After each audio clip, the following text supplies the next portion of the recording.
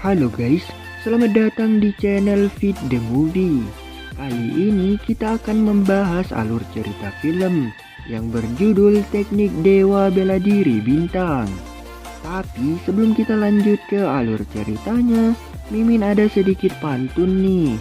Hari libur nyeruput kopi, jangan lupa nonton Fit the Movie. Kalau gitu langsung aja kita masuk ke pembahasannya.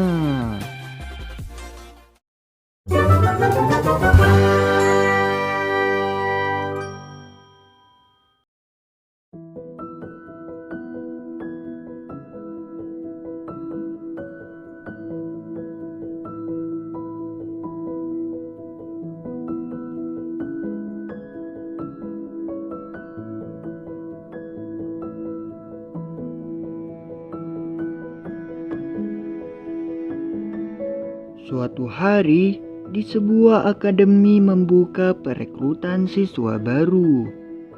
Kali ini siswa yang mendaftarkan diri cukup banyak. Gurunya pun yang bernama Sulxian menjelaskan tentang dasar-dasar saat berkultivasi. Di dunia ini ada 3 seni bela diri yang diwariskan dari zaman kuno hingga saat ini. Seni bela diri ini adalah seni bela diri terkuat, yaitu seni bela diri bintang, seni bela diri api, dan juga seni bela diri naga. Di tengah-tengah penjelasan itu, gurunya menyebutkan seni bela diri yang dia miliki, yaitu seni bela diri berjenis naga.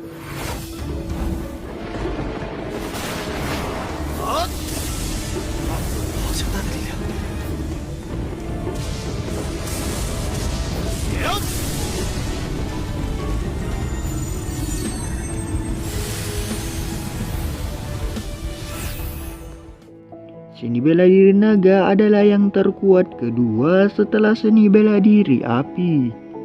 Praktisi seni bela diri naga memiliki garis keturunan dari darah naga. Dan ketika praktisi itu mengaktifkan darah naganya, itu akan memperkuat tubuh dan mengubah bentuk menjadi setengah manusia dan setengah naga. 施展一个强大的印法，便能击败数个同阶的龙武者。 Dan kali ini MC kita di serial ini adalah Ye Xinghe.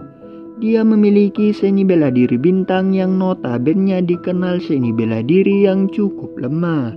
Kita panggil aja Lord Xinghe.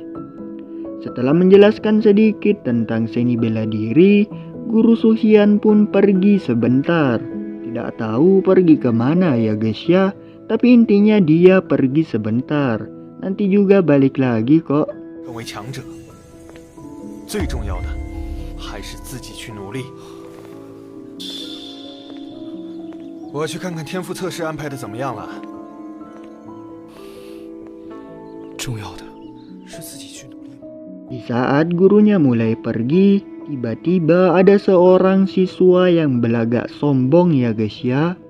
Siswa ini berasal dari keluarga bangsawan yang bernama keluarga Anyu. Kita sebut aja dia ini Liang Yu. Dikarenakan dia adalah anak bangsawan, dia pun sedikit sombong dan ingin dihormati di akademi itu. Liang Yu pun segera berdiri dan berjalan menghampiri Lord Xinghe. Saat sampai di hadapan Lord kita, dia pun menanyakan nama Lord kita dengan nada yang sangat arogan. 你叫什么？叶星河。你就这么和主家说话？你们星宇世家的人，生生世世都是我暗月世家的家奴。 Lalu setelah dijawab, dia malah nendang MC kita ya guys ya. Emang nih anak bangsawan yang satu agak sombong ya guys ya. Baru juga awal sekolah, dia udah ngebully aja. Xinghe pun ditendang di hadapan semua murid-murid baru dan dipermalukan. Di saat Lord kita ditendang dan dibully di hadapan banyak orang, dia pun secara tak sadar memasuki alam pikirannya. Di dalam alam pikirannya dia melihat sebuah kuil yang sangat besar dan danau yang tak berujung. Di danau itu banyak bunga teratai yang tumbuh subur. Dia pun mencoba mendekati bunga itu dan menyentuhnya. Tapi saat disentuh tiba-tiba bunga itu terbakar dan muncul sosok naga dari danau itu. Dia pun dikejar oleh naga itu.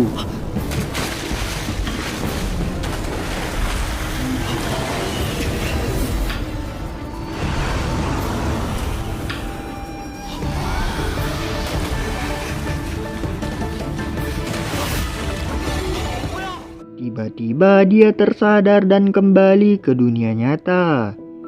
Di saat Liang Yu ingin membuli lagi, tiba-tiba datang wanita cantik. Wanita cantik ini menegur Liang Yu dan membela Lord kita ya guys ya. Wanita ini bernama Suyun. Dia juga termasuk anak bangsawan dari keluarga Tian Heng. Jadi Liang Yu ini sangat arogan. Dia membuli MC kita karena MC kita adalah budak dari keluarga An Yu. Suyun pun membela MC kita. Suyun mengatakan,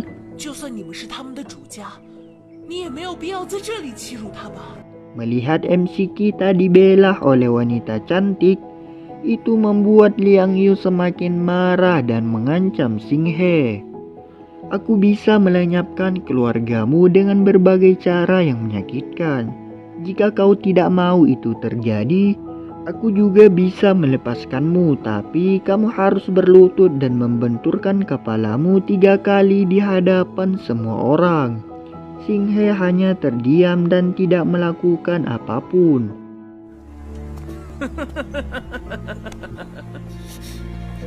梁宇太过分了，难道在主家的眼里，我们生生世世都是家奴吗？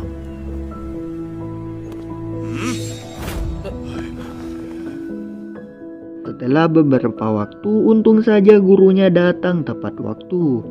Dengan keadaan Xing He yang seperti itu, gurunya bertanya apa yang terjadi. Xing He menjawab, dia hanya jatuh sendiri dan tidak menyalahkan Liang Yu atas kejadian ini. Baik juga ya MC kita. Setelah itu gurunya pun memberitahukan kepada para murid bahwa sebentar lagi ujian bakat akan segera dimulai.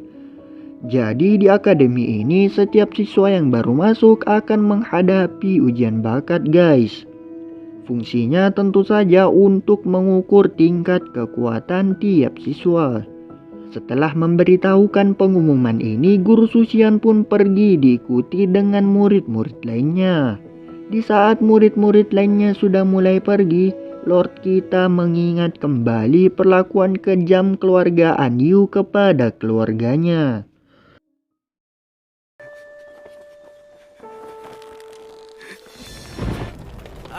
今年的粮食你们打算拖到什么时候交？当我们暗月世家的地白租给你们的吗？今年收成不好，求大人多宽限呐！滚开！你这些关我屁事！粮食不够，让你女儿来顶啊！老东西，你女儿好像长得挺不错啊！女儿啊！我姑姑就是死在他们的手里。 可恶！这小子又怎么了？我看八成是被吓傻了。 Lord Xing He pun sangat marah mengingat semua ini. Dia ingin membalas dendam tapi dia tidak bisa berbuat apa-apa dikarenakan kekuatannya masih sangat lemah. Xing He pun berteriak dengan histeris dan putus asa ya guys ya. Tiba-tiba datang seseorang yang menghampirinya. Orang ini bernama Lin Hong. Dia membantu menenangkan Xing He. Mereka berdua pun saling berkenalan dan mereka menjadi teman. Setelah sedikit perbincangan, Lin Hong pun mengajaknya untuk segera pergi mengikuti ujian bakat. 走吧，去参加天赋测试了。只要能被院长收为弟子， 我们家族就不会那么受欺负了。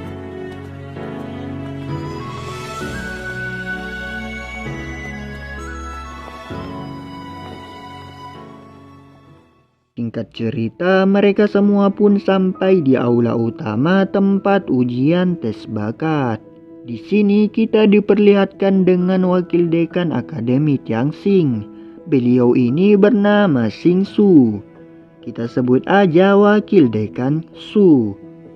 Dia pun menjelaskan tentang ujian bakat. Di setiap meja sudah disediakan batu kristal. Nantinya kalian semua para murid harus mengalirkan energi kalian ke batu kristal. Jika kalian mengaktifkan 2 batu kristal, itu sudah normal. Jika mengaktifkan 3 batu kristal, maka cukup bagus.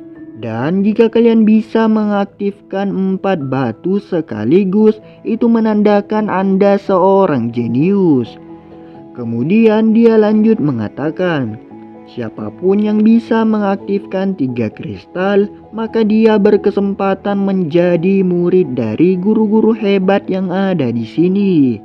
Setelah wakil dekan menjelaskan semuanya, dia pun memerintahkan kepada guru Susian untuk memulai ujian bakat. Ujian bakat pun dimulai.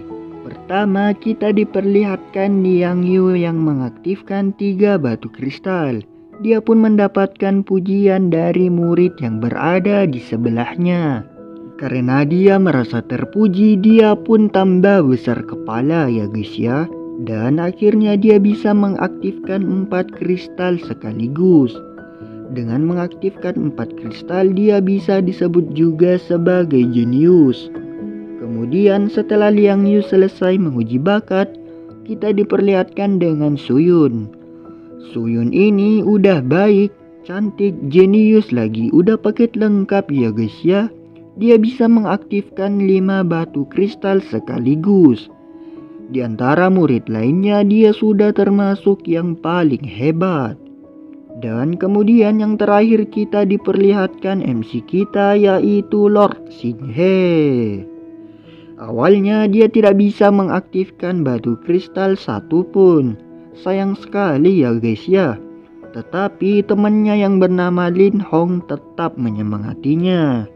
Setelah disemangati, akhirnya Lord kita mulai serius ya guys ya. Dan dia pun mengagetkan semua orang yang ada di sini. Dikarenakan Lord kita bisa mengaktifkan 6 batu sekaligus secara bersamaan.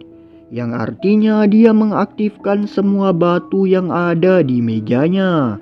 Ekspresi semua orang yang berada di aula itu langsung berubah menjadi terheran-heran.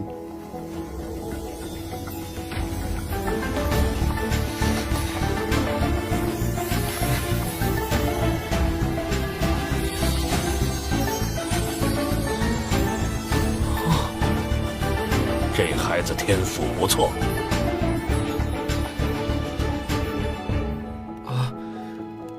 刚刚发生了什么？你居然什么也不知道？你可是牵动了6枚赤灵之精啊！6枚赤灵之精，我。